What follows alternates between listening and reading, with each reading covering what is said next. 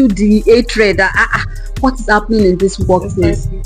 There are some people that are not even getting paid each salary, but they have peace of mind, they have love, there is progress, there is growth. They have, that it was working, there was no breathing space and everything, and it's been affected mentally, and yet the boss was like, you still have to go. It was even admitted, and they were like, no, you still have to work. Any work that is not stressful, everybody will go. There's virtually no work that is not stressful. Even people that are working from home is stress.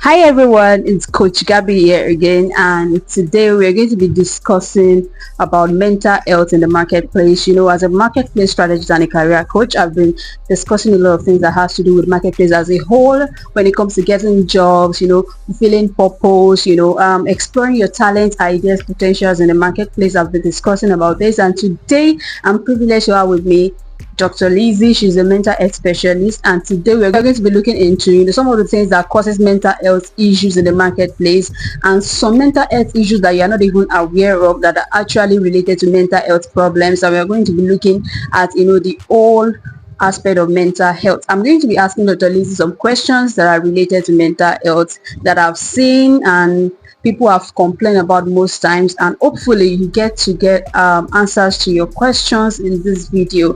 And also, as you're watching this video, don't forget to subscribe to my YouTube channel. Don't forget to follow me, like this video, and also feel free to share your questions, your comments, your contributions under the comment section. And yeah, let's dive right into it. All right, it's a privilege to have you here, Dr. Lizzie. Thank you, Coach Gabby. I'm pleased to be here. Congratulations on your recent exams. It's not easy to be a chief. She wrote some exam and she passed everything. So you can rest assured that I did not bring somebody that don't know anything here. I brought someone that is highly experienced, knows about it. She's a registrar in psychiatry. All right, so she's going to be telling us about herself anyway, because I'm not a doctor. And would you be, just help us and introduce yourself? Thank you. Thank you very much, Coach Gabby. My name is Dr. Elizabeth Paladin. Many people know me as Dr. Olabi, and I'm popularly called Dr. Lizzie. So I'm a senior registrar in the Department of Psychiatry. I specialize in mental health. That is my field. And I'm pleased to come and share some of the things that I know with you guys. All right, thank you so much. So the first question, of course, we're talking about mental health in the marketplace. So the first question would be, what is your own definition about mental health, or what is the real definition? Because we have a lot of people out there that are just sharing the things that they don't know. So I wanted to just clarify, what is mental health? Okay. Mental health. If you look at the word mental and health, when people hear mental, what comes to their mind is psycho or madness. It's okay, so it has to do with the mind. According to World Health Organization, that's the standard definition. I love it so much. It says that mental health is a state of well-being. It's a state of well-being whereby an individual realizes himself. The person knows who he is, knows his identity, knows his capacity, knows what he can do. And the person is able to cope with the normal stresses of life. Day to day, we have things that we will cope with. So when you are able to cope with the normal stresses of life, and then number 3, if you are productive, your skill at work, in school, whatever you do, you're productive. That's the third one. Now the fourth one is you are able to contribute to the society, contribute to your family members, contribute to your friends, your neighbors, being a good, you are bringing forth good things in the society. You're not constituting nuisance, you're not disturbing your neighbors, you're not, you are part of people that are making the country to grow. Then that is mental health. Okay, so let me just define like that before I start going deep into it. All right, thank you so much for that definition. That's 4 points, and I think it's encompassing, right? So that is mental health, and it's according to WHO standards. So we now know what is mental health. So I have some questions I'm going to be asking Dr. Lizzie, and I hope I'm able to ask the questions that you have in your mind as regards mental health. All right, so the first question that I have here with me is, what are the common mental health issues that are affecting employees in the workplace? We are talking about the marketplace, and the workplace is also part of the marketplace, because it's the workplace that also people working in different areas now we all come together to form that big marketplace. So what do you think are the common challenges? Because some people actually have mental issues and they don't know they have mental issues. So Yeah. what are the common mental issues that are affecting employees, affecting their productivity, affecting their day-to-day, their ability to impact, right? In Okay. the workplace and marketplace generally. Thank you. All right. Thank you for that question. Actually, I would say that there is no mental disorder that common to a particular set of people. Everybody, pastors, doctors, every individual has is being affected with one mental disorder or the one mental disorder or the other. So in the marketplace, we see more of a lot of people. It is what you project to the world that you want, what you want the world to see that you project to the world. And so when other people are seeing it, they start to start to have some things that they go through when they are not able to cope with normal stresses of life. Like I said, so common things that people have in the marketplace is comparison, which leads to gender, which leads to identity problems because you see what another person is doing, or because your mate, your colleague at work is doing this, and then you start to doubt yourself. Is this who I am? Can I do this? Or maybe this is who I am. The person becomes confused and doesn't even know what to do again. Identity problem is one thing. It has to do with the other gender identity problems or every other identity problems. Then the other one is anxiety. When stress is too much at work and the person is not able to cope with is not able to deliver, is not able to produce as expected, the anxiety builds up. Some people have phobia. We have phobia. There are also disorders that we see in the marketplace when people are being exposed to a particular thing that they don't usually like. Maybe heights. Some people have phobia for heights. Some people have phobia for crowded places. Some people have phobia for the public. They cannot even come out to stand before people and present or talk to them. So that's another aspect of, or maybe they are being exposed to animals or whatever it is. As people have phobia to different things. And another thing is depression. It is very common, and it could be depression can be from anything, from um, from maybe from what people say around them, or from things at home, or the stresses. Any stress can cause depression. Anything can cause depression. So people have a lot of things they are battling with, and in the marketplace can amplify some of these things. So let me just say that people have mental disorders also in the marketplace, but in their place of work can magnify those things, and they start to break down, and then they become less productive at work. Hmm. Wow, that is really interesting. I mean, that comparison part is. I think I've actually experienced that comparison because the way comparison happens, or let me just say the way it happened to me, is like sometimes when you keep looking at something on social media, then you start comparing, and then I think the first thing that comes is you are stressed within. Like, what am I even doing all these things for? And from that stress, you now start thinking about it, then it leads to different thoughts. Thoughts. Or should I go to this extra mile? Or should I start smoking? Or should I start doing things that people will accept? Then people will start craving for acceptance. And from there, it leads to maybe addiction for drug or something. And then it now leads to depression, then suicidal thoughts. Then it can even lead to madness. I'm just Yeah, saying, they're like, all they're all they're so all I linked together. yeah, that is the answer is really, really deep, right? So let me Okay. just go to the next question. Okay, before I go to the next question, me, I want to talk about that stress part. I mean, is there any work that is not stressful? Everybody will go. There is virtually no work that is not stressful. Even people that are working from home is stress. Okay. Mental, you're thinking Stress. stress. So is it that everybody that go through stress now have mental health problem? Okay. Thank you for that. Stress is actually is relative. Okay. Stress is relative. There are some things that I go through that they are not stressful for me. Another person will go through it and it Okay. becomes stressful for them. So it's for everybody to identify what is stressing them and how to avoid them. And then sometimes you may enjoy a particular thing, although you think if you want to look at it physically, it is stressful, but because you are enjoying it, you find joy and satisfaction in it.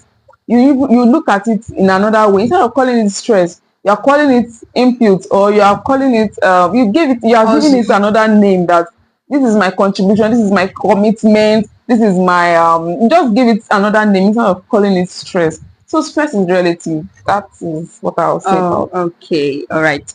Okay, so thank you for that answer. And my number two question now is, so how can we reduce stigma around mental health discussions? How can we reduce, the stigma around that particular topic, especially in the marketplace? Because everybody can just carry mic and start saying anything about mental health. So how do we reduce the stigma around the mental health discussions? Okay, thank you very much. In this our society and almost everywhere, stigma exists, Okay. and stigma comes from what people think about things. It's not necessarily what they know, it is what they think, what they have heard about things. That is what brings about stigma. For example, people think that anyone that is mad, that you can contact it by, I mean, it can be Trans- spread from one person to another just by contact. And so when you see somebody that is mad on the street, you just want to run away because you don't want it to contact you. Spread. And maybe for, so that is not according to knowledge, it's just according to. If that video has blessed you, make sure you like, comment, and share with your friends. And don't forget to subscribe to my YouTube channel. See you in the next edition of this video. Bye. What people have heard, maybe from, what has been passed down from generations to generation, or what people think about. So how are we going to reduce this stigma? It's to have the correct knowledge, to have the correct knowledge about mental health. And that is what I am about. That is what I do, to increase awareness of mental health in the social space, everywhere. Let everybody know what this is, know the correct thing, have the right information. When the employer knows that even he himself can come down with any form of mental illness, then the way we approach other people that are being affected with mental illnesses, it will differ. When the father knows that what my child is passing through is genetic and it can affect anybody, sometimes it doesn't even have a cause, it can just happen to anybody, then the way we approach it will differ. Instead of us to stigmatize them, we rather empathize with them, because anybody can come down with mental illness. So awareness, and then apart from awareness, knowing that I can also come down with mental illness will change the way I see people that are being affected with mental illness, and to make me to show empathy. So I think awareness is knowledge. Having the knowledge is one big thing, and spreading the knowledge from one person you have known about it, then tell another person. It will reduce the stigma. Mm. Thank you for that answer. So can you see that I'm also creating the awareness via the YouTube channel? So if you Yeah. want to do that, the best thing you can do also is to share this video so that you can create the awareness to the next person. Tell people to follow this YouTube channel and tell people that, oh, there is something you can learn about this, right? So it's part of you also joining hands together to create an awareness, and that these people, they are also human beings. They never asked to be in the position, but sometimes life happens. Sometimes you don't even know how it happened, a lot of stigmatization. Let's just stop it. Let's stop acting as if we also are perfect, right? Let's embrace people. That's how we can even cure some mental stress, some mental illness. Not until they start using drugs. The way you embrace and you sympathize with them sometimes reduces, the Accept. yeah, you acceptance. So it's very, very important, right? And my next question is, and this is just for managers, for leaders, and people that have employees working under them. So what role do you think that managers can play, or the CEOs can play in supporting employees' mental well-being? I mean, these people are complaining and stress and everything, but some employers will be like, no, do you know what I went through to build this office? And when people break down, they will Yeah. go and employ other people now, and life goes on, and those people Yes. that are affected, they will now, their own, they will just. So how do you think managers, they can also incorporate this into their Yeah. system? So what do you think that they can do Thank to you for the support employees? question. For the employers, I've mentioned one thing they need to have, which is the knowledge of what mental health is and what mental illnesses are. The employer himself can break down and come down with mental illnesses. Okay, so the first thing is, now, after knowing what mental health is now for you to incorporate the things that will facilitate mental health, good mental health practices in your environment. The first thing is, let them know their their role, what they are supposed to do. Let them have it. Not that today you give them this job and this role, another day you have put another thing. You like they don't even know their job descriptions. They don't know what they are supposed to do. Let it be highlighted. And for those who are not yet perfect on the work, I think you should help them to grow, to know it better. Because when you know something, you can master, you can gain mastery and control it. The work, it will not control you. So when your workers are working with this mindset that like, I got this work, I can do it, I have control over this work, they won't break down. If I'm doing what I like and I'm confident with that, I know these things, this thing I'm doing, I won't break down with it. It will not stress me. So employers should make sure that their employees know what they are doing. They have their job descriptions. They know what they are doing. They have it at the back. I mean, they have control over it. They have good mastery over it. And the second thing is to make their work schedule flexible. Everybody needs to rest. Everybody needs breaks. It's not bad if they have two types of break within 8 to 4 or within 9 to 5. Two breaks. It could be 15 minutes. It's not going to break them down. At least let there be breaks in between work. And another thing is a good culture of love and respect. Everybody should respect one another. If that culture is there, nobody can insult the other, nobody can call the other names, nobody can look down or say derogatory words over other people, even when somebody is not getting it because of the mental illness the person is going through. But if there's a culture already in that place of work and the person feels loved, it goes a long way to help people that coping, that are dealing with anxiety, with schizophrenia, with phobias, with depression. It helps them. So communication, let communication line be open.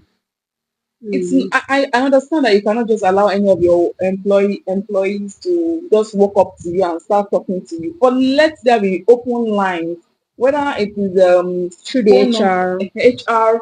HR, email, or a box or anything. Let the line of communication between the employer and the employees be open. Let them be reachable.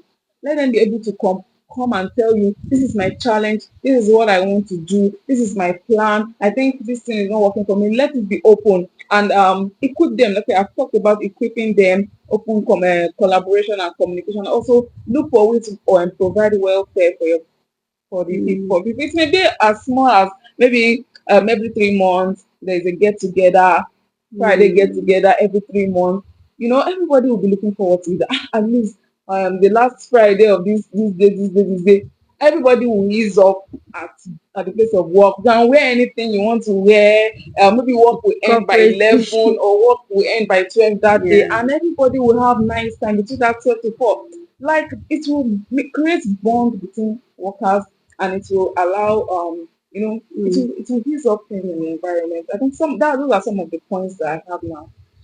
Dear managers, see how you are getting free information from this YouTube channel.